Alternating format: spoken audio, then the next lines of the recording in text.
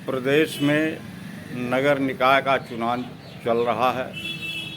आज हम महाराजगंज जनपद के नौतनवा आदर्श नगर पालिका में हैं। नौतनवा आदर्श नगर पालिका में ब्रिजेश मणि त्रिपाठी जी अध्यक्ष पद के लिए चुनाव लड़ रहे हैं। आइए हम जानते हैं कि आप किस मुद्दे पर नौतनवा आदर्श नगर पालिका के लिए अध्यक्ष पद का चुनाव लड़ रहे हैं।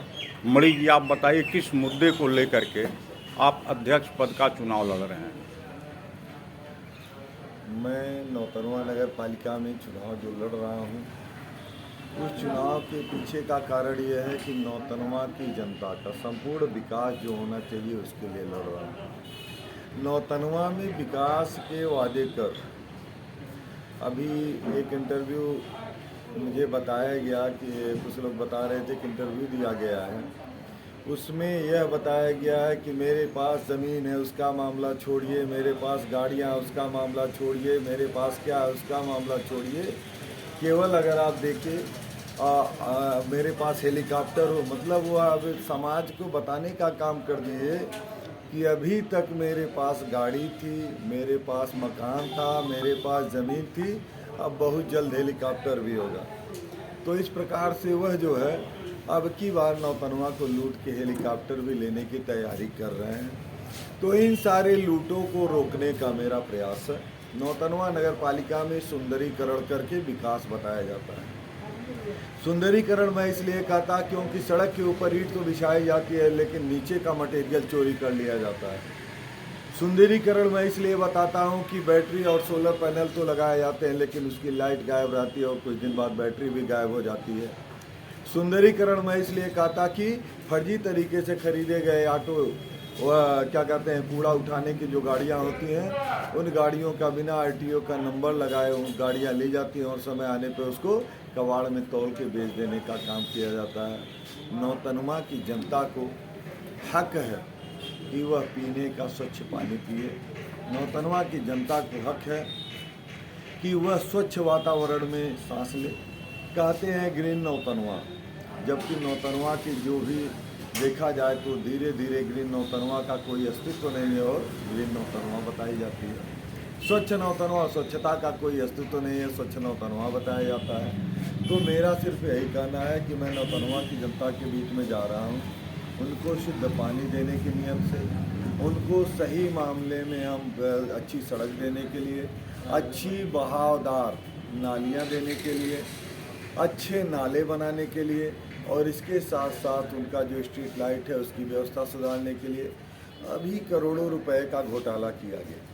अच्छा, आप चुनाव जीतने के बाद, अध्यक्ष बनने के बाद उनके द्वारा जो विकास कराए गए और विकास के नाम पर घोटाला हुआ, क्या आप जांच करवाएंगे? देखिए, जहाँ तक जांच का विषय है, जहाँ तक घोटाले का विषय है, मैं अभी आपको बता रहा था कि करोड़ों रुपए नगर पालिका का नौतनवा के बच्चों की आस्था के साथ खेलते हुए बनाया गया था दादी नानी पार्क। दादी नानी पार्क उनकी पत्नी का ड्रीम प्रोजेक्ट था, वह बनाया गया। नेशनल हाईवे की ज़मीन पर उसको तोड़ा गया, उसमें एक ट्रांबे ट्रेन लाई गई जिसका संचालन पूरा नेतृत्व उनके साले के नाम से हो गया। नगर पालिका में ठेका कर्मचारियों की जो व्यवस्था होती थी वह भी उसके ठेकेदार इनके सगे बहनोई हुआ करते थे। तो इस प्रकार से यह जो भ्रष्टाचार है ना, इस भ्रष्टाचार को उजागर करने के लिए मुझे बहुत परेशान होने की तत्काल ज़रूरत नहीं है। लोकायुक्त में जांच पड़ी हुई है।